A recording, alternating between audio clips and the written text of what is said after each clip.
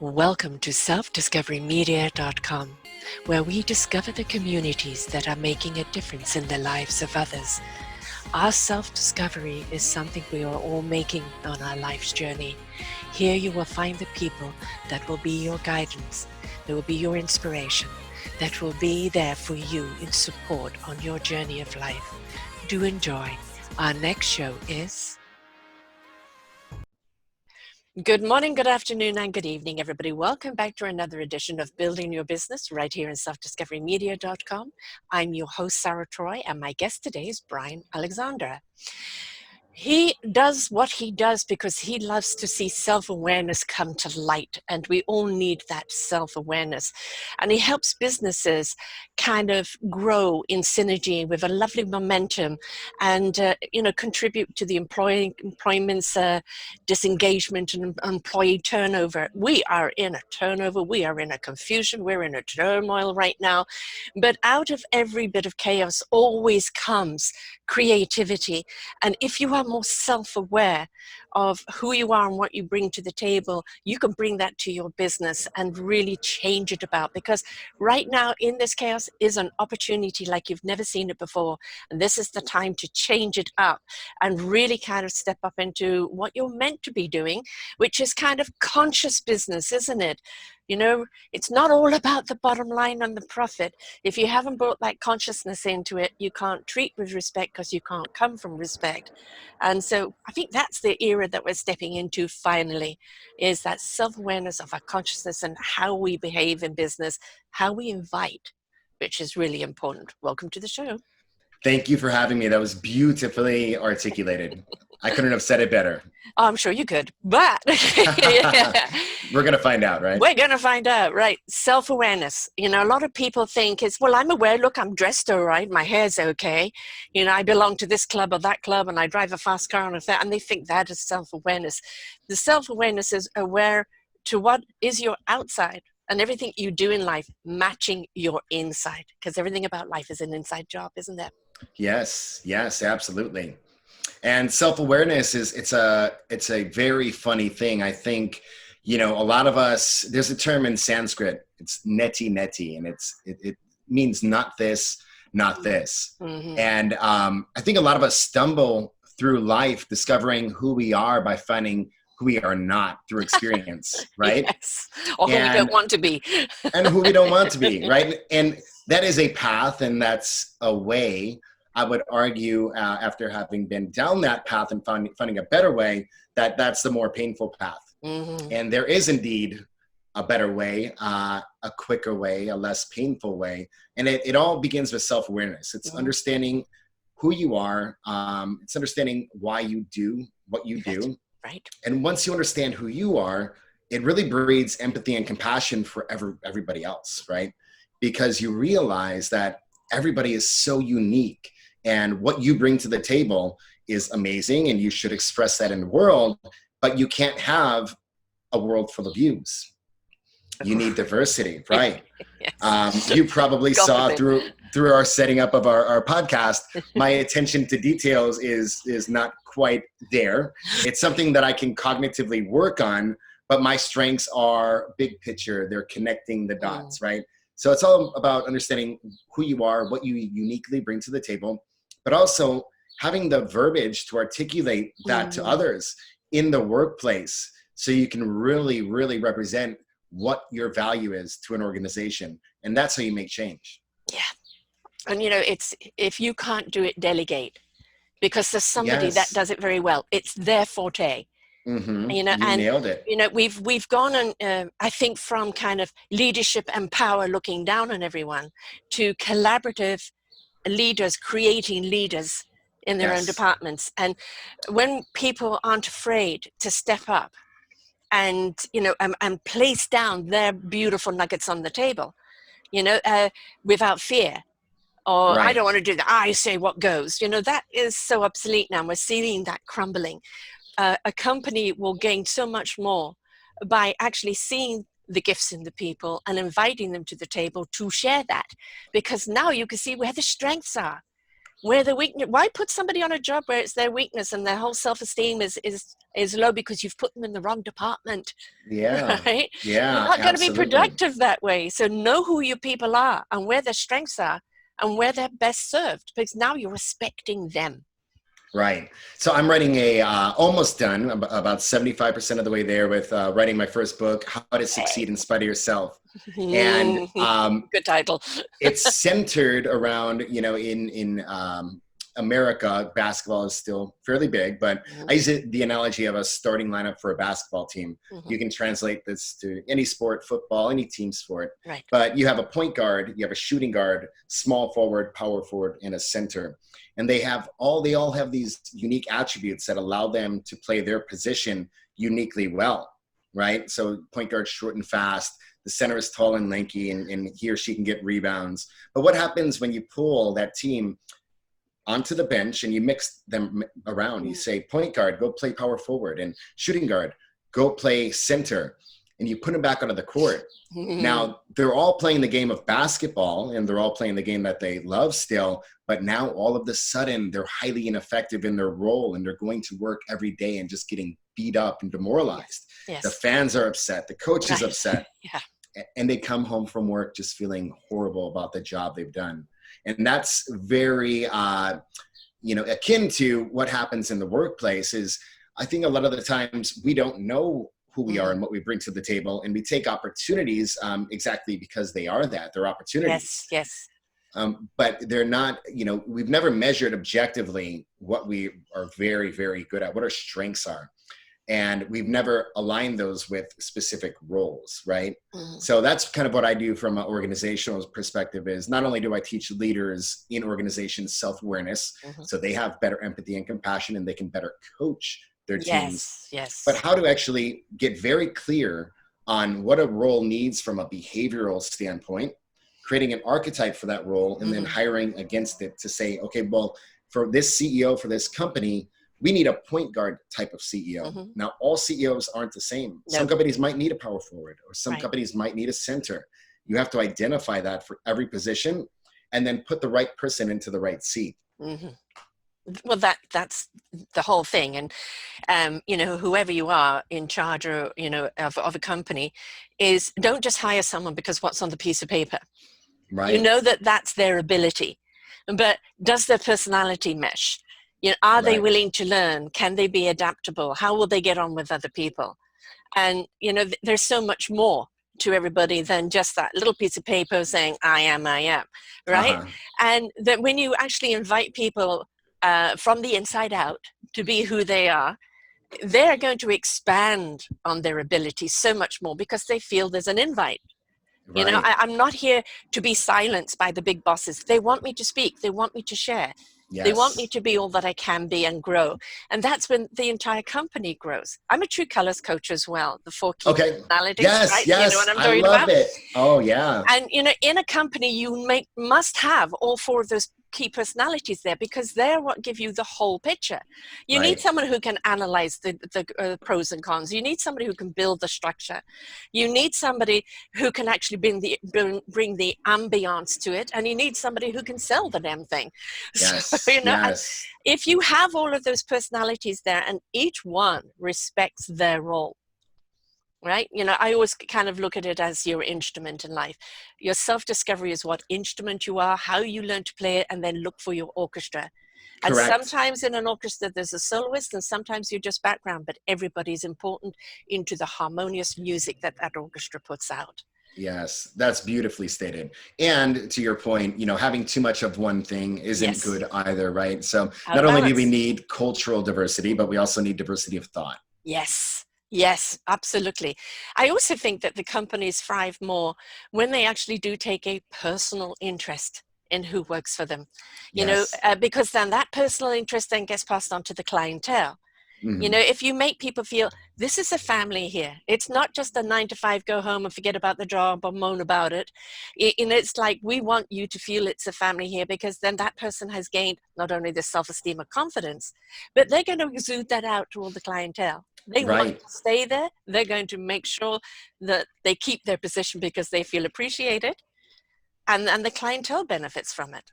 Absolutely. And they know that the company's vested in their, not only their professional development, but their personal development. I think the stat right now is by 2025, 75%, at least in the States, 75% of the workforce will be millennials or Gen Z by 2025. Yep. And those generations, there's absolutely nothing wrong with them. You know, a lot of the older generations might say, oh, millennials don't have a work ethic. I personally think that the millennials have been the first generation to sit back and watch the generation before them. You know, the way I describe it is you're a cattle in line for slaughter. And the millennials are like 20 cattle back watching every generation go through, and they're deciding, you know, maybe I don't want to work 60 hours a week. Right. And I don't want my work to be my life. I want to, you know, work for an organization that believes in something and stands for something. And also somebody who's going to invest in me personally so I can develop as a human being. Right. And that's what we're seeing now. Yes. A lot of bad rap for millennials and Gen Zs, but it's really because I think they've woken up and they realize that they don't want the dream that was painted for them. They want to create their own. They realize it was an illusion. Correct. You know, and we've been living through the illusion. Yes. And we've been unhappy because, hang on, I'm meant to be happy. I've got the car, the house, the this, the that, and the good paying job, and I've got a good position. How come I'm not happy? What's wrong with me? Yes. Right? Well, you bought into this false illusion, this fake news, and you're not a part of it. It wasn't your instrument. It's not your orchestra. I don't know how many people I've interviewed who've walked away from the 6-figure jobs, the success and everything they had, and say, I may have been, quote, rich, but I was heart and soul poor. Exactly. Hollow, right? Absolutely. That you said it amazingly well. I'm one of those people that walked away from, you know, making a ton of money in sales, big corporate, you know, Fortune 50 company. And I just decided to go off and follow my passion and do what I loved. And I was the crazy, you know, lunatic that left all of that money. But if I wasn't happy making, you know, 250 grand a year, what's 500 going to do for me? Right, I'm exactly. Ready. You know, exactly. I'm not happy at that point. And it was so well worth it. I did that about 7 years ago now, and I never looked back. It's just, I've grown so much as a human being. And, you know, maybe I made a little less money in the first 7 years per year, but I feel like I've grown a decade in wisdom from it. And you've become more enriched and more abundant in what really counts. Yes. You know, somewhere along the line, we put power and money above all. Correct. And we became slaves to it.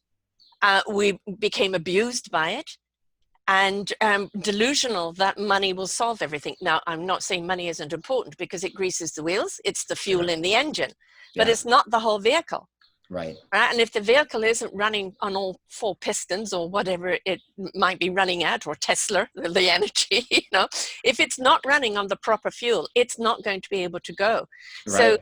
So many people are now putting people and planet before profit, because the profit will come from the people and the planet if you show respect and consideration. Right. I feel like the last decade or two has been the pathological ending of the old guard, right? And we're seeing the transition right now, and that is the chaos that we are in. I think a lot of people, you know, they bought into the illusion, like you said, but now they have families to provide for, they have mortgages, they have car payments.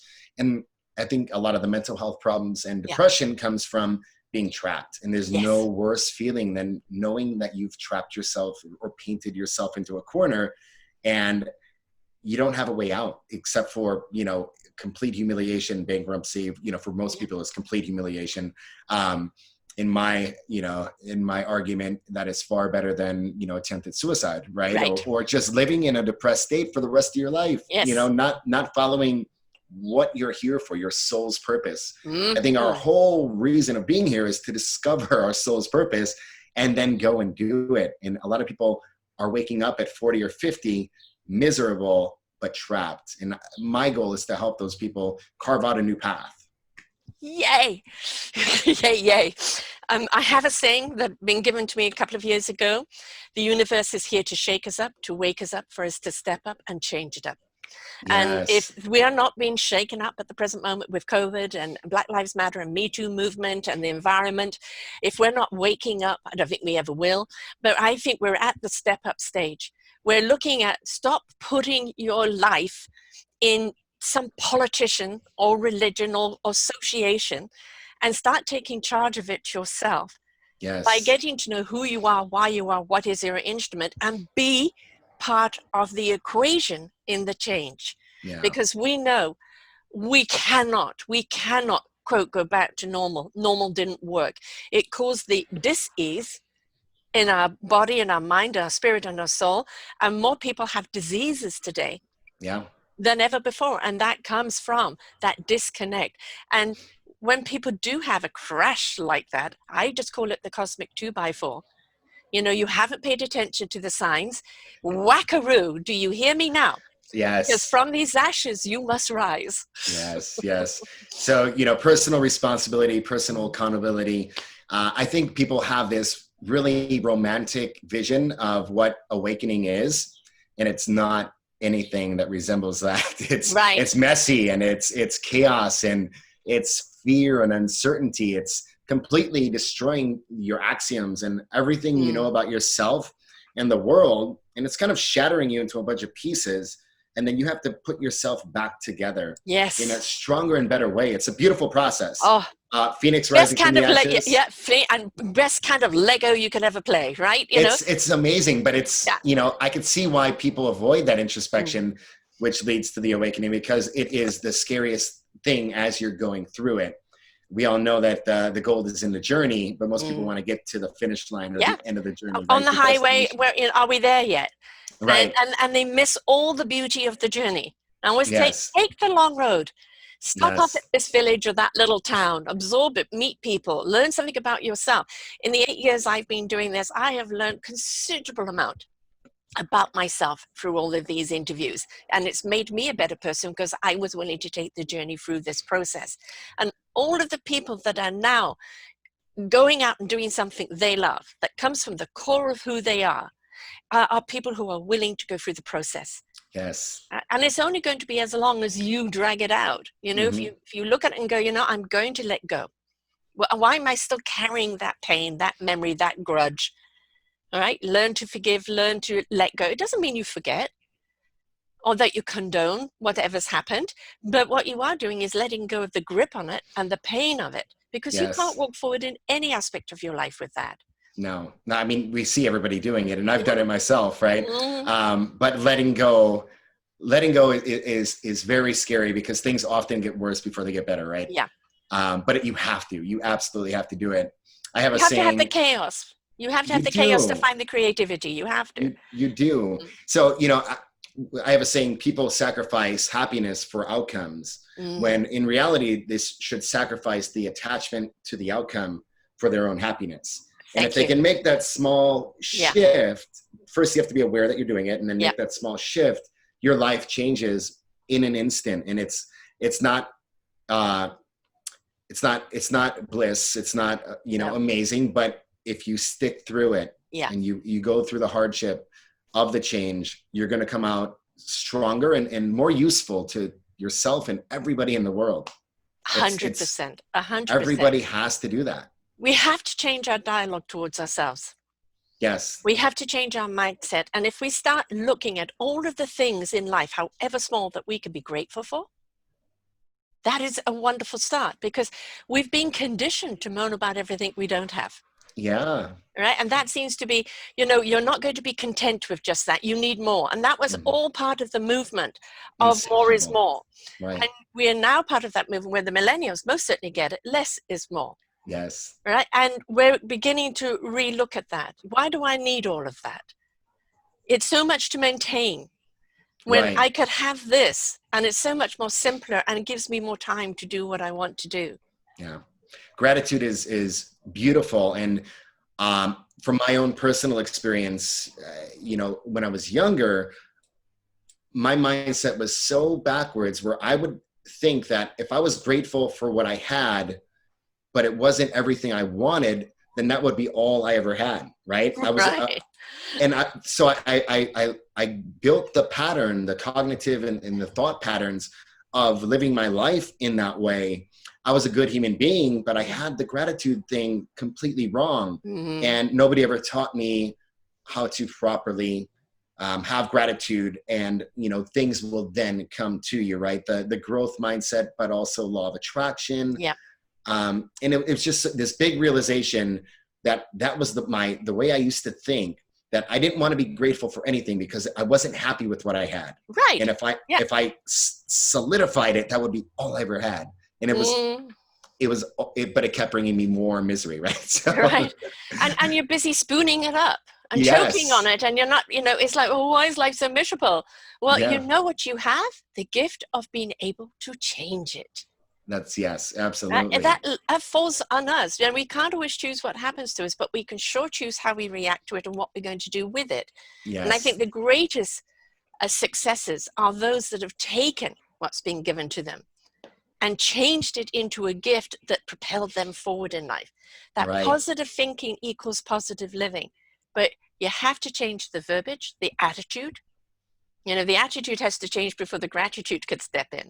Attitude, the vibration of the attitude. Yes. It's alchemy at its finest, but it's of the human soul. Yeah. Yeah. That's beautiful. It's interesting because I love to hear business people talking about the soul, heart, and spirit, because they all have their own intelligence. And from my point of view, the soul speaks to the heart and truth, and the truth gives the knowledge to the spirit, and the spirit in action will use what it needs from the mind when the mind needs to use it. So this is the information.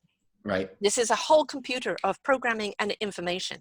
But if you haven't got the wisdom to know how to use that information, all it is a database. Yeah. And you can be a prisoner of your own mind, and you can fall into the trap of just logic without any type of heart or intelligence. I love Sadhguru. I don't know if you're familiar with him. No. He's a mystic, an Indian yogi and mystic, brilliant man. And he talks about the difference between intellect and intelligence. Intellect, he equates to a sharp knife. Mm-hmm. It's everybody wants a sharp intellect, but you can only do one thing with a knife, and it's to cut and dissect, right? And we can equate that to, if you're spiritual, to the divine masculine logic, right? Right. And intelligence is God's intelligence, or whatever you believe in. And that's more like a knitting needle. And what that does, it weaves things together. So rather than dissecting, it's weaving things together. Right. So you need to understand, we need both. We need to tap into both. You don't want a dull intellect or a dull knife, but that can't be the end all be all. No. Logic has a ceiling, a hard ceiling. And when you hit that, you're missing half of life or more than half of life.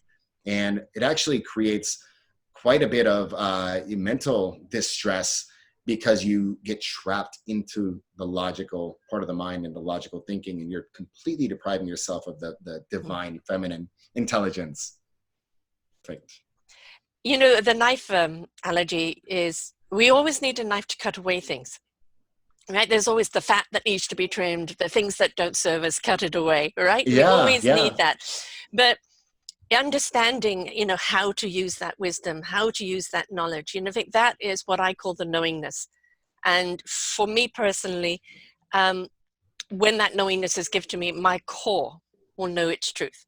And I can't go against the core. Don't ask me to do that. My core is, there's a hand on it that says, no, not for you. And so often our head says, yes, but it sounds good. Well, and everybody else is doing it. And maybe I have to go down that path. And if the core says, no, it's not for you, please listen. Otherwise, you're going to go down a path, do all those things and go, well, that didn't make me happy. This thing doesn't work. So listen in to yourself. Be in tune with who you are. Yes. Because who you are in your own life is who you should be in every aspect of your life. There's a beautiful book, Napoleon Hill. I don't know if you're familiar with his less known book called Outwitting the Devil. I've heard and of it. It's a beautiful book, really well done. It's a conversation between him and the hypothetical devil and what that would look like. Yes. And he has a term called hypnotic rhythm. Mm-hmm. And we are all kind of trapped into this hypnotic rhythm, and it's ignoring that core, that voice. Yes. And we have to break ourselves out of that, and we have to be able to tap in and become in tune with that first, and then secondly apply our logic or our mind. Yes. So if your audience wants a great book recommendation, very old book, Napoleon Hill, Outwitting the Devil, and it hits on that point so beautifully. I highly recommend that to everybody. And, especially a good one for people who are in discovery. Yes. And a book I've been promoting a lot of right now, just because it seems apropos to our times, is Who Moved My Cheese by Spencer Johnson. Yes, MD. yeah, I read that. It's a simple little book, but so logical. And of course, if you have done the True Colors for personalities, it fits into that. And, life is always about change. If you rest on your laurels, if you become complacent, you're beginning to ferment. Right. Our blood and our energy in our bodies flows all the time. The wind and the oceans, everything is in flow. And we can't have stagnancy. And, Who Moved My Cheese is abundance of cheese, and one day it's gone. And it's the 4 different reactions. And you've got the angry people, give it back to me, I'm going to sue someone. And the other person chasing their tail for a bit, like, I'm confused, I don't know where to go. And Sniffy and Scurry, who are already out there seeking the new opportunity or finding new cheese. Yes. And I think in understanding who we are from a personality trait, we can understand if it is our reluctance to go down any of these paths of self-discovery. Is that in our personality trait? Yeah. When then we are all 4 personality traits, bring the other ones up. Right? And become a little more balanced. I'm a screaming blue. I can't get away from that, Yeah. And then the orange and green, and my gold is way down there. So I work best in chaos, in actual fact. That's where the creativity comes, right? Me too. But if we do know our own personality style, and we do know where we thrive and where we're weak, or what is our obstacle, we're better able to not only work in the strengths, but when we get to the weaknesses, ask for help. It's not meaning you're weak. Right. Or you're a failure. It means that, look, this is completely out of my zone. Right. Can you guide me down this path? Can you help me? I'm a point guard, and I need to be a power forward right now.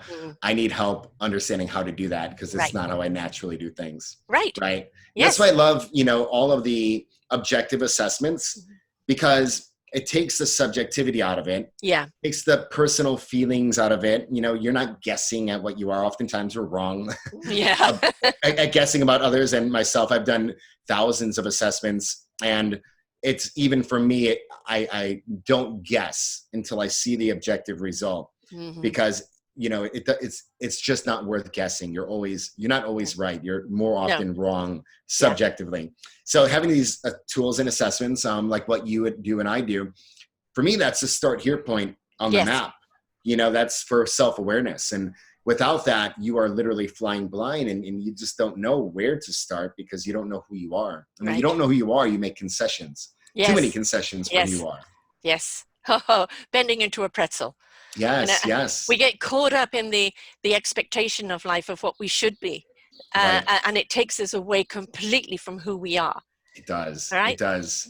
I've coached entrepreneurs for 6 years now. And it never fails that an entrepreneur will choose somebody that they idolize and choose the outcomes that they idolize, and they'll go by that person's program. Right. But the fact is, the reason why that person is successful and his program worked for him is because it was designed by him for people like him. Yes. And so now you have people that are not exactly wired the same way, making concessions for who they are and trying to be somebody they're not. And even if they get the outcomes that person had, they're doing it and they're miserable, where it's not sustainable. Right. And it's such a predictable thing that it's a path that everybody goes down. And I think a lot of people do fall for that. Like, I just want to be like him. I'm going to do whatever he did. And I'm like, that's only right for 20% of the population. Yeah, exactly. The thing is, I think where they get confused is that you can be inspired by someone.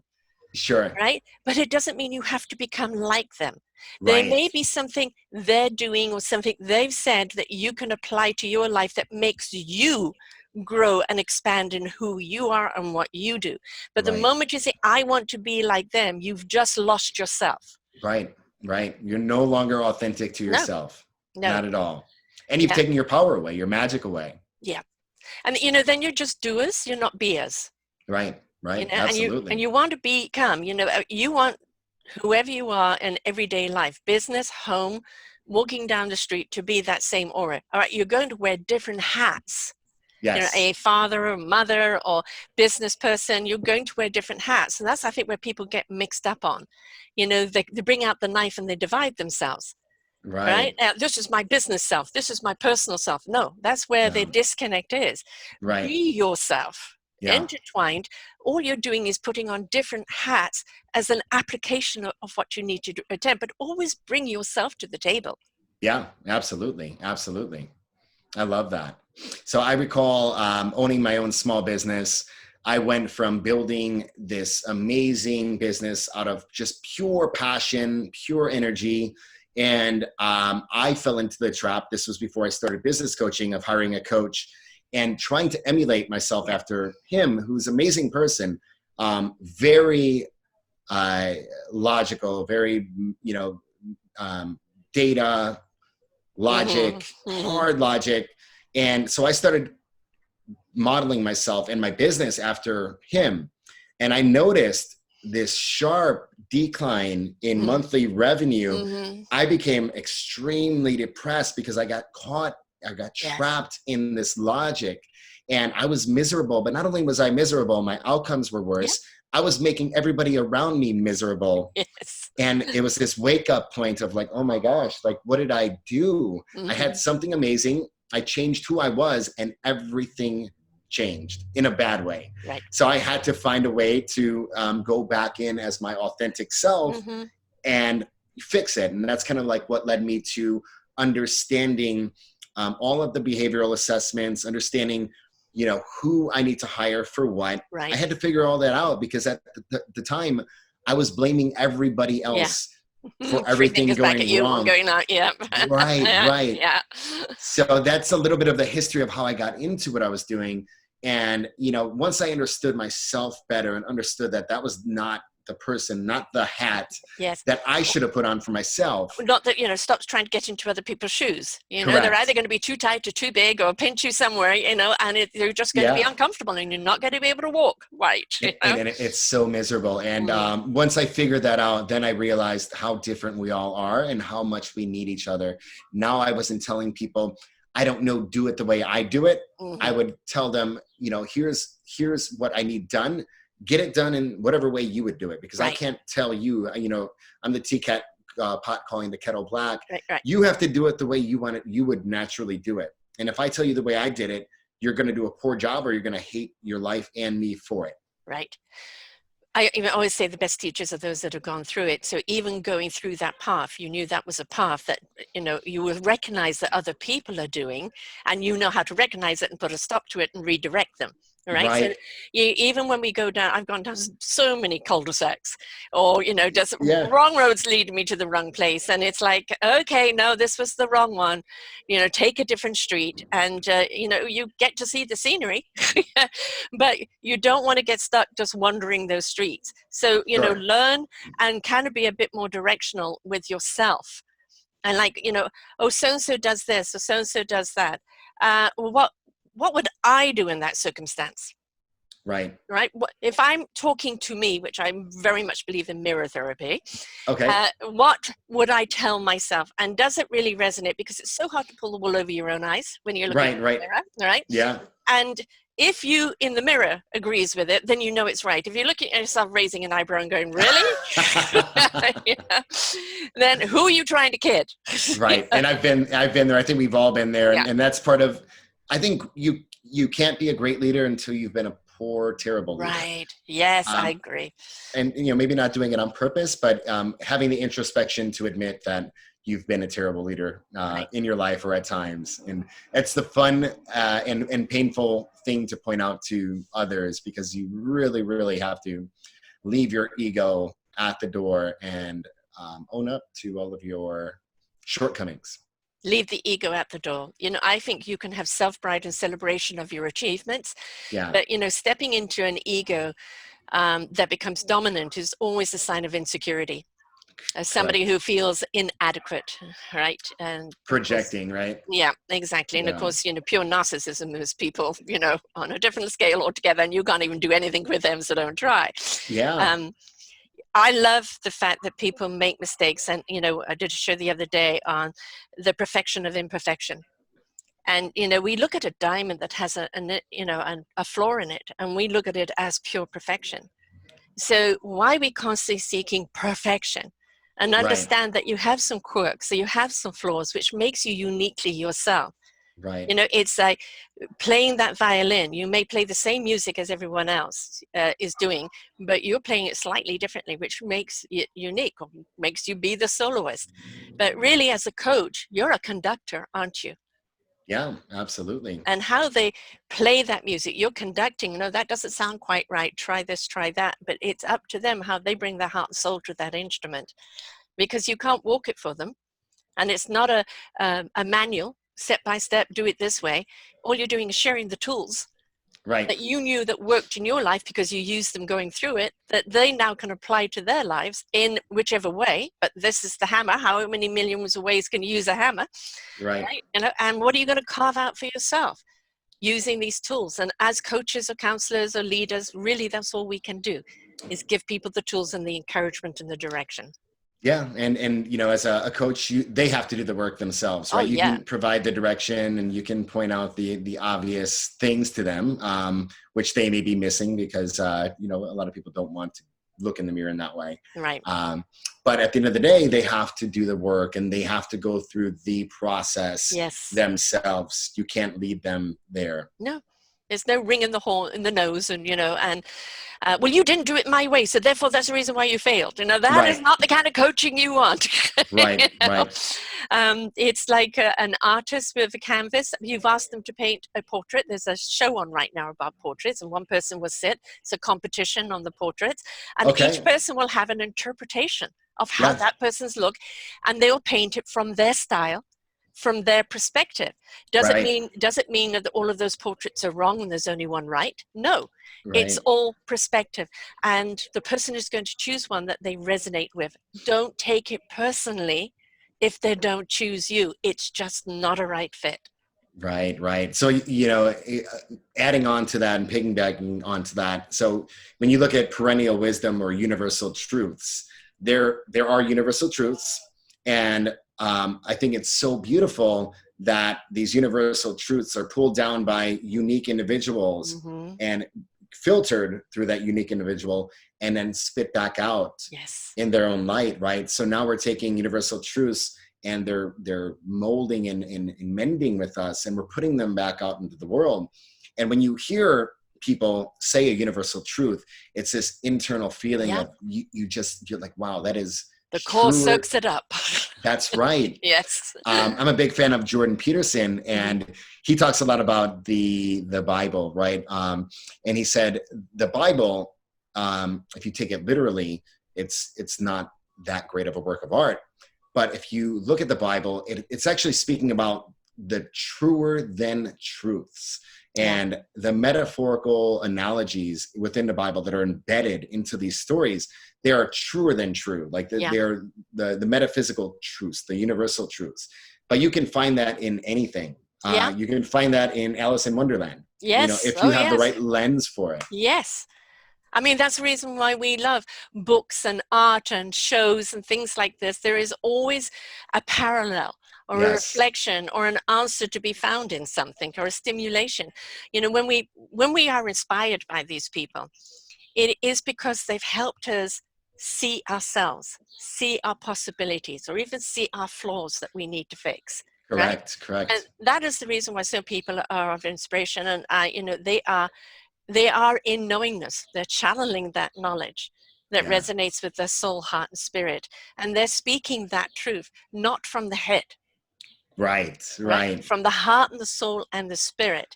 And that is how they're communicating. And you don't just hear the words, you feel them. And when you really feel that, and you can feel it ignite inside of you, then you're switched on to something that is greater than yourself, and you understand what we're talking about. Yeah, and that's the difference between mere knowledge and then, Mm-hmm. internalized wisdom. Yes. What I'm loving to see at this present moment is the different practices that are happening in business. That businesses are realizing they really do have to bring heart into the equation. Soul might still take a little while, but Yeah, heart into the company. That this kind of treating everybody as a number, treating their employees where, just really with disrespect, it's not working. People are going to go where they're valued. yeah, People are going to shop, where they feel they're not a number. And I think this whole COVID thing right now, with so many companies stepping up and saying, okay, we can't manufacture this right now or serve you with this right now, but we're going to reconfigure so we can be of service for you in a different way. And then their customers and the community looks at that and say, thank you for stepping up and providing something for us and not charging us a triple rate. right, Right? Because do you want to do business with somebody who took a pandemic crisis and then gouged you? I don't want to do right. business with them. I want to do business with the people that in some form or other stepped up and said, I'm here for you, for my community, and I'm going to do whatever I can do to make this path more fluid for you. That is the best kind of customer relations you can have in marketing. Yeah, it's worth, millions and millions of dollars in Absolutely. marketing, and it's authentic, it's Yes. organic, Yes. and people will remember. They're going to look back and they're going to see the people who took advantage. They're Right. going to see the people who stepped up and selflessly Yes. helped the cause. And I really believe that. I really believe that. And now more than ever, not only in that regard, but now that COVID happened and everybody is now working remotely or used to working Yes. remotely, Yes. companies were deathly afraid of that Right. just 3 months ago. Yep. And now they're reporting that people are far more productive Yes. and they're happy with the results. But what that's doing is that's opening up the pool of talent. Mm-hmm. Now you can work from anywhere. So, you can have a job in the UK working in the United States and find your time difference. But the pool of talent is now so big that the companies don't have the leverage that they used to. Now the actual workers and employees have the leverage because they have so many more opportunities, and they are going to go exactly what you said, to the people who appreciate them, who allow them to be their authentic selves, who invest in their personal and professional development. And it's gonna change. That alone is gonna change the world. Yeah, And but the companies that don't adopt are going Mm, to if you die. don't adopt or adapt, goodbye. You're Right. going by the way of the dinosaurs. There's a wonderful program called freecode.org. I just had Dimitri Otez on promoting that. It's not his company, but he's talking about so many people now going online, the needing of so many more programmers or people who can code, not just for websites, but on all levels, and the amount of opportunity that is out there for people. And so they teach people how to code and help them Okay. get a job, right? Yeah. And whether it's coding or whatever it is, but how many more people are saying, I don't have that hour commute, I'm back again, I can work around my kids. Yes. Right? I can be more productive because I'm not wasting my time out there on the road, stressed out, or, trying to get back in time for dinner. Dinner can be busy cooking there while I go back to work. And it's not about the 8 hours you put in, it's how productive are you in the hours that you can put in, which I believe you are a lot more productive than you are if you're just sitting at a desk in an office. Absolutely, absolutely. It's kind of just fluff Yeah. time, right? Yeah. And it was a metric that employers could control, Yeah. but not productive, not effective at all. No. Experimenting with being an entrepreneur myself, coaching entrepreneurs, we try to teach people to optimize their time and get as much done in as little time as possible. Yeah. Be So smart, right? because you Smart. could work 16 hours a day. You can, if you let yourself, especially if you're an entrepreneur, Yeah. there's always something to do. But what if you can work 4 hours a day or 3 hours a day and get everything done and then still have time for your family and still have time to be a great dad and husband or a great wife, or whatever you want. Or if Maybe you're you single, just get out and socialize. get out and socialize Yes. or read a book or anything. Mm-hmm. And this is, I think, the beginning of that kind of tsunami wave of people, as you said, again, building their life. Or I'll call it, they're going to build their work around their life now, which is beautiful. Yeah, and because always it's used to been be the other way. flipped. Yeah. Right. Always Oh, used to yeah. be the other way. Yeah. And I think that in so many ways, I mean, the other thing about being working from home is, one of the things that I do, I'm on here for a good 6 hours straight. Right. But, Wow. Wow. That's a lot. but I kind of start at 10 o'clock. My Yeah. breakfast and lunch is here while I'm working because, of course, Hmm. I'm doing the podcast, editing them, everything else that comes along with it. But Right. come 5 o'clock, I put that computer down as the end of my workday. Sure. Right. And I may check back on emails. And if they're important, I'll open up that computer again. If not, they can wait for tomorrow. And I think Right. if, this transition is that you're going to work in the hours that suit you, but you've also got to go, okay, end of day, end of work day. Yeah. Yeah. Right. So there is a new discipline and a new structure. And I think a lot of people are going to need help at the present moment in getting into a system that works for them, works for the employee and or entrepreneur works for their clientele, but also allows them to be able to go, okay, end of day. And having the discipline to stick to it, Yes. building the cognitive habits, Yes. and holding yourself accountable to it. Because again, Yeah.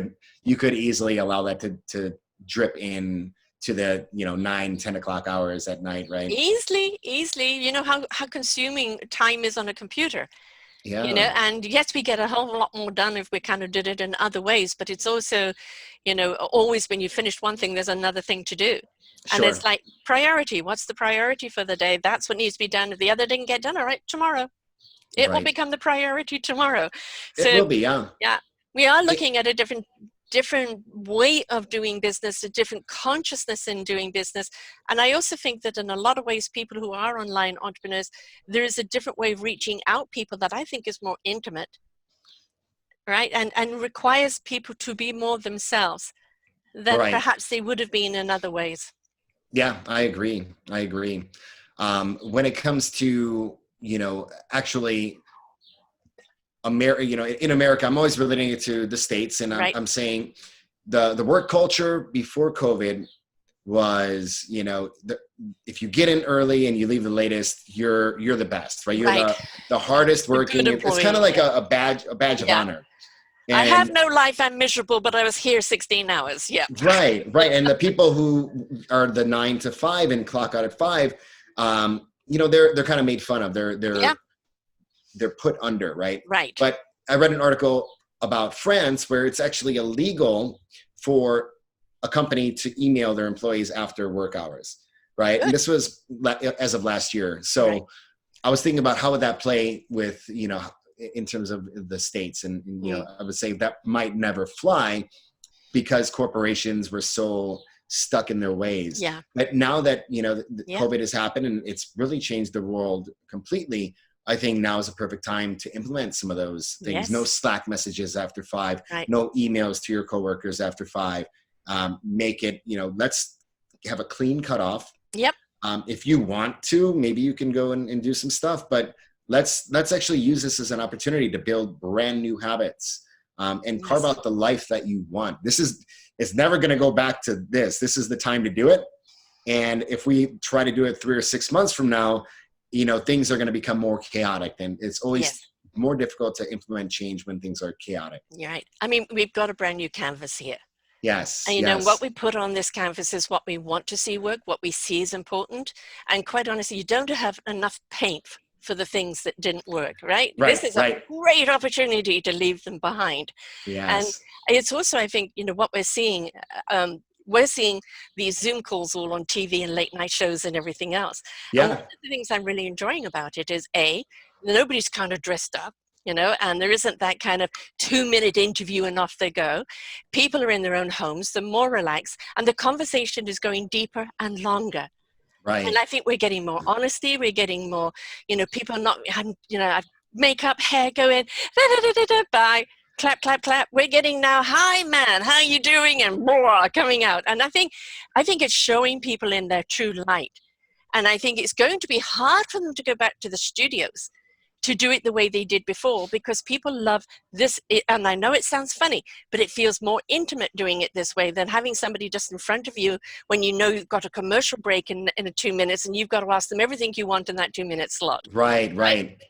And it's not a big production. It's just more authentic. This is like going to somebody's living room and having a conversation, right? Yes. Yes, I Yeah. always say, whether you're having a cup of tea or a cup of coffee with me, or maybe it's a double scotch interview, Right. or, Yeah. or it's that tranquil one in the bath or out for a walk or cooking, that's the beauty of this. And this is another medium that so many businesses are adopting to now, with Right. podcasting, as the troubleshooting, and then it becoming available for everyone in the company to kind of hear the conversation or join and participate, which I think is a less intimidating than the boardroom table. Right, right. Or the big meetings where nobody wants to speak up. You can Right. still hear leadership's Mm. views, their directions. We can have representation from everybody in the company if Yes. they want to participate. Yes. And you can do it every day if you want to. So Yeah. I think the sheer volume of conversations that you're able to have now is incredible. Yeah. It's And incredible of and course you can unprecedented. record it and go back and listen to it so you didn't miss anything, Right. So yeah. Yeah. I love the way where changes are going, and boy, do we need them. There is an awful lot out there that needs to change, and the invite for people is to change within themselves so they can bring that to the table. But it's also been never a time in history when you have so many people out there willing to help people navigate through this change. It's not like 10, 15, 20 years ago where it was so new and you didn't know who to turn to Right. or have access to people. Now you have so much access to people, and I'm sure you work with people online as well as in person if they're around, and it's just made it so much easier to get the help to navigate through this transition in life and to redirect yourself onto a different path. Yeah, yeah, and I feel the last 5 years or so, you kind of saw this uptick Yeah. in people that were awakening and kind Mm-hmm. of really, really grasping things, and that's prepared them Yes. for this moment right Yes. now to Yes. help. It was serendipitous, and Mm-hmm. from a universe perspective, it was grooming the teachers of Yeah. this moment, and it was beautiful to watch because you can almost feel Yeah. something was going to happen. I didn't know. I can never Nope. predict what it was, Nope. but just by the sheer volume of people awakening over the Yep. last 5 years, I was like, this is something different. I haven't seen this before. No. And now here we are, and Yeah. there's so many people that you can reach out to for help. I knew that this year was going to be the year that the world would unite with each other, that Yeah. boundaries were going to come down, no walls, no borders, that there was going to be a unison. I didn't know it was going to be a pandemic that did that. But Right. never in the history of time have we had every country go through the same thing at the same time. Right. Right? Right. Now, although it closed our physical borders, it transcended borders altogether through this medium. It really did. And Yeah. now, people realize, well, my business isn't just local around the corner. I can work with people across the world, right? There Yeah. aren't any limitations. There aren't any borders. There may be boundaries as to how you do things, but not borders. And I think we're becoming more one with it Right. through this different medium. And people had tunnel vision, Yes. especially in business, of I'm a brick and mortar and I can only Yeah. help the 5 mile radius Right. around me. And it was a scarcity model, right? Like if you had 5 different businesses doing the same thing within 10 miles, you were fighting over the same people. And it just forced people, just blew the lid off Yeah. and said, wow, I can ship stuff online and it's not that difficult. And I could have been doing this Yes. the entire time. And Yeah. it's hilarious. Yeah, and it's great to see it, but It wake is. up call, right? And but like yoga teachers, okay, well, what they're doing now is doing, tune in at this time and we'll do yoga, through this way in your copy. And I don't know if you've seen it. They've got this big I've huge seen them. mirror now. Oh, Have you yeah, seen I that mirror love thing that. where you could do the sports and everything along there? And out of any form of chaos and necessity, or creativity will always find its place. Yes, Right? yes. Or for every adversity, there's a Yes. seed of opportunity, right? Absolutely. And I think Yes. it's really exciting. I also think that, I kind of call it the third, fourth, and fifth dimension, which at 2012 is when the shift went and the volume was being turned up. Yeah. And, I said that there's the fourth dimension is the bridge, the awakening. Yeah. I'm awakening, I'm a more cognitive, I'm more connected, but I still don't quite understand what I'm doing with it. And so Right. the fifth dimensioners were there to help them through that, and they have now become the fifth dimensioners teaching other people, and we're Yeah. already now hitting the sixth and seventh and eighth dimension in that awakening, because we're going to go fast now. Yeah. They're going to put the foot to the pedal now in raising that vibration. The third dimension is of people who will refuse, the hem in Who Moved My Cheese. They will not change whatsoever. And unfortunately, that's their free will. But Right. they're just not, that bridge is already broken off. If you weren't on it, Right. you're left behind, and you're there to fend for yourself in that old way. But it is the opportunity of a lifetime, I think, right now, with all the help that you can get to make those changes. Or even you've already made those changes, but now you have to apply it differently in this particular climate, and you're not quite Yeah. sure how to do that. We all need coaches right now, right? We all need coaches that can help us navigate, because we're not meant to do it on our own. Right. We Right. need to have somebody from the outside look in and go, okay, I see your problem this way. When you're in the problem, you see it like this. And a Yeah. coach will see it from this way, and then you start opening up those fingers of clarity. Right, right. I always describe it as, you're in a helicopter looking over the savannah, and you're looking an inch at a time through Yeah. through the weeds, and you don't see from the top view Nope. angle. You don't see the water, and you don't see Yeah. the lion and the danger and the opportunity, but the coach does. And, Yes. no matter how good you are, everybody needs a coach. Yes, I agree. A mentor, a coach, somebody there that you can go to, and even if once they've helped you walk through, but that you trust this person, you can pick up the phone Right. and go, I'm facing an obstacle I don't know what to do with. And I think it's an exciting time for a coach, because you've got those people that are not only in need, but so receptive to change right now. So I think it must be really exciting, because It you've got is. people that are willing to be more participatory and also more exploratory of what's Yeah. out there. Yeah, I think they're admitting to themselves that they don't want to go back to the old way. Nope. They don't know what they're doing. Nope. And no matter what they're doing, Yeah. a lot of people don't know who they are at this moment, right? Right. And it's so beautiful to be able to help people discover who they are. Yeah. I always put it, we all have this unique genius that lies within. Yes. And it's your soul's purpose to find it and express it and share it. Yeah. We can as coaches call ourselves the Yodas or the guides. Yes. Yes. In the hero's journey of Right. everybody, and everybody has their own journey and own storyline. Right. And it's so beautiful. And a lot of people more than ever are just embarking. They're just answering the call right now. Yeah. Right. And that is, for me, the most exciting time to be alive. Mm-hmm. Is now, in order to help others, and then also have other people help me. Yeah. Exactly. The ripple effect.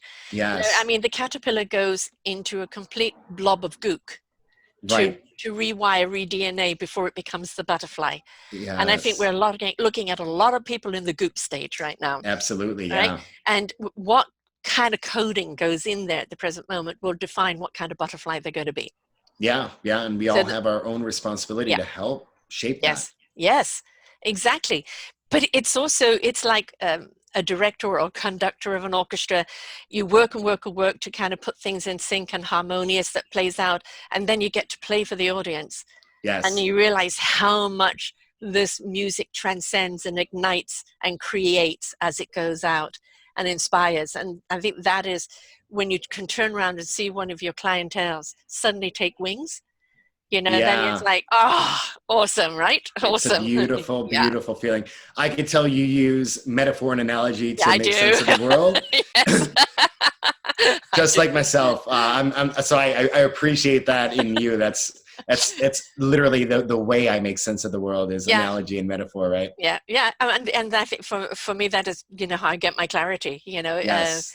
I also think that if we just try to find plain words for something without the metaphor of what it can become, it'll either get lost or we become boring. Right. Yeah. Right. It's the archetypal story, right? Another great book is The Storytelling Animal, and it talks about the history of storytelling, and it's hardwired into our DNA, and it's why we remember things and we feel the lessons of the stories, because they're literally hardwired into our DNA. Yeah. This is why I call these shows the Why Show. I love that. You're sharing your why. Why are you doing what you're doing? What propelled you to go there? What did you have to do to discover it? Because we've all got a why. Right. And some of this might be in transition of that why. And the thing is, let's face it, you're never going to complete your why. Your why is always going to evolve. Right? It's always going to grow, and it's going to twist and shout. It's going to dance the waltz. And the thing is, go with the flow. Yeah. Don't go, well, I'm all right where I am right now. I don't want to do anything else. No, Right. go with it, because it may be taking you down another road that's even more exciting than where you are right now. Absolutely. Your unhappiness, when you attach yourself to the outcome or the Yeah. why, you close yourself off to all of the other possibilities where your logic might have the perfect path for you, Mm-hmm. but you're not allowing divine intelligence to No. say, you know what, this is maybe not your path. And Right. maybe this is your path, but you're Mm-hmm. holding so hard onto that reality that you created. And that's where your depression and your mental Yes. illness comes from. It's just let go, let go. Let go, let go. Right. That's the reason why that movie Let It Go was so, great for kids, but I think adults is the one For that put it over adults the top. too. Let it Yes, go, yes. let it go, because there is always something we have to let go, and we don't always know what it is or realize Right. it's there. And But it's a when we constant do, process. it is a constant process. And even when you get to that higher level of vibration and you've become one with yourself and you love what you're doing, you're still going to either have triggers or something that you've got to face. And I've learned not to fight it. I was a blueprinter. I saw things. I saw how it was going to be, who was going to come, how did it serve someone, but I wasn't a founder. I Right. wasn't a structuralist. And now Yep. when I get given a vision, I will just create that vision visually or orderly, and then just wait to be directed as to where and when it has to be delivered. So it's also understanding seeds and ideas that you're planting today don't need to be picked tomorrow. Right. Right. And knowing yourself well enough Yeah, to maybe not make things happen, but to right. let them happen. Allow them. Some people maybe are wired in Yep. that way where they should make things happen. Yes. People might like yourself and me. I can make anything happen. I can do and make anything, but it's a reality that should have never been sometimes. Right. I agree with you. I'm being more the other way. Every time I've tried to make something happen, something went wrong, and Always. saying, Yeah. like, no, no, mate, you think you're tripped again, and you're flat on your ass. It's time to get up and go in a different direction, and Right. Right. because I got in my own way. And it was the universe's Yes. autocorrection that you were ignoring Yeah. probably. And yep. Yeah. Absolutely. We have a So, lot in common. This is oh, amazing. yeah, no, but and it's great, when I interview people of business that use this whole technique, because again, people still think that the business mind is different to, the soul, heart, and spirit mind, and you are going to do so much better in business when you bring your whole self to the table. Yeah. Right? There is Yeah. no putting on differentness. It's just a different hat of what you're doing, but not who you are. I don't care how good your strategy is, Yeah. how good your product is. If you don't have the team who is lit up, going to work every day, carrying out the vision, you're not going to get anywhere. Right. As a company, as an organization. So it's marrying that logic with the heart, with the feeling, with the Yes. soul, and it's teaching companies how to do that holistically, how to identify how to do that, and that's my why. I It's love it. how do I bring all of the Yeah. esoteric spirituality into the workplace where it really should have been from the beginning, Yeah. and how do we now transform the workplace to allow for that, because that's what's going to really change the world. Right. It's all kind of a matter of breath, isn't it? Take It a is. breath. Learn Yeah. to breathe. Learn to see what's in front of you. Stop rushing onto an agenda, Yes. right? You're Yes. being shown something different because what you thought you wanted is really not viable. All Right. right. So if a door closes there, don't get upset about and try and beat down the door. Right. Just realize you've just got to turn a direction, and it might be an inch, it might be a yard, it might be the full 180, but go to the door that says open me. Right. Correct. Yeah. We see that on a microcosm where, if you're spiritual and you meditate every morning and that's your practice, it allows for you to tap in and to be aware and to listen to what you should be doing. Yeah. But if you miss that meditation for a week in a row, you fall back or you revert back into your old patterns, and all of a sudden now you're waking up in a rush. Yes. Just do whatever your mind is telling you to do rather than listening. Now Yeah. you're just doing, and that's the microcosm of what companies do. Right. They don't take a second to stop Yeah. and to assess and to say, okay, maybe this isn't working, and maybe we're forcing this or trying to make this happen a little too hard, and let's listen to what the universe is telling us or our customers might be telling Right. us, and let's go a different path. But you can't do that without that introspection as an individual or an organization. So the organization is just comprised of many individuals. Right. So if all of your individuals are acting one way or reacting one way, then that's going to, be the demographic of the whole business. Yeah. Right. Yeah. I mean, it's like you're having a dinner party and you can work all day on cooking every dish. And then when you put it down in front of people, it's gobbled up in a matter of seconds. Right. And it's like sometimes you don't feel appreciated because, they've just chowed it down. But you've cooked it with love, you've cooked it with everything else. And I think if we just slow down and learn to savor life, enjoy the moment, the simple things of life, like the birds in the trees or the water, up against the shore, the puppy dogs chasing their tails, kids laughing, we would understand so much more of what life really is. And then we'll be able to conduct ourselves in such a different way. Yeah. I'm so pleased you are bringing this to the table in business, because it will make business people so much more successful, because their entire company will become successful, because it becomes an orchestra, or it becomes a family, it becomes that cohesive team. That is where we're going. Collaboration, cohesiveness. We're not doing the competitive thing anymore. Right. Because that became destructive. Absolutely. Pathological. Yes, absolutely. Right. Yeah. And it's not about competing, because there's enough to go around for everyone. And whether you're doing the same thing as someone else down the road, people are going to come to you through your vibration. They're going to go to them through their vibration. And that's okay. Absolutely. That's okay. So be careful of the vibration you put out there, right? That's the important one. So what are your courses, or how do you work with your clientele? Please let us know all about that and how people can find you. Yeah, so I work with individuals, leaders, I coach entrepreneurs, really anybody in terms of finding out who they are, using different tools and assessments. One's the Colby Index, the other one the Predictive Index. So individually, I do individual coaching, and then organizationally, I also help leaders with team synergy, with hiring assessments, putting the right people into the right seats, making sure we have a point guard for a position that needs a point guard. You can find all of that on www.expressingthegeniuswithin.com, and that's my company. So whether you're one person or 5,000, it's all about understanding who you are. It's developing leaders, creating emotional intelligence, self-awareness, empathy, compassion, understanding. When you can do that and you get all of the cylinders firing together, that's beautiful synergy. And that's what everybody's after. Internal synergy for one, or organizationally for 5,000. That is what we should all be striving for. Yes. And you are your business. Yes. Whether it is 5,000 or one. Right. And Absolutely. it's not having little mini me's running around. No. Right. It's about having that wonderful diversity that is going to bring different ingredients to the table, to the feast. Things you never would have thought of. Right. Exactly. Because now it's going to feed more people than your one meat and potatoes. Right. Right. You're creating the machine that doesn't need you anymore. Right. Exactly. And, I had a friend who was used to build businesses up to make himself obsolete. Yeah. That the system was in place and they didn't need him anymore. Yeah, exactly.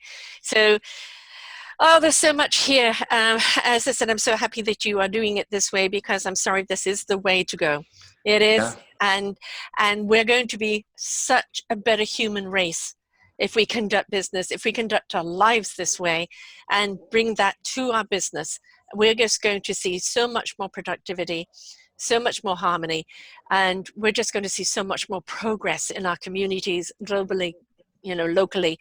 And this is the music for the future, folks. So get up and dance. I love it. Thank you so much for having me on. My pleasure. So it's Express Your Inner Genius. It's expressingthegeniuswithin.com. Excellent. Yep. And we've all got a genius in there somewhere. We sure do. Right? If you stop comparing and stop competing, you'll realize, hey, I'm pretty good at this. There's your genius. Let it out. It's finding that, right? Yeah. Finding it and expressing it. That's what life is all about. Yeah. Yeah. And when you express it, you become it, you exude it, and you ignite that in other people. So the ripple effect goes out. So you owe it to society to be the genius, to be the best you can be, because that means you're part of the equation of solution. It is your sole responsibility. Absolutely. Yeah, absolutely. 100%. So delighted to have had you here today. Thank you so much. Thank you so much. So remember, folks, you can take that journey. You can let Brian coach you here into your wonderful soul, heart, and spirit and head alignment, and be the awesomeness that you are meant to be, because we need you to be awesome. That is the cure for the world. That is the new leadership. That is the new way that we're going to conduct life in every sense. So step up, be awesome, let your genius out. Until next time, bye for now. We hope you enjoyed the show. We look forward to bringing you more shows. Please go to selfdiscoverymedia.com/shows and you will see the incredible lineup of genres and shows that we have for you. We are here to make a difference in your life. Thank you for listening.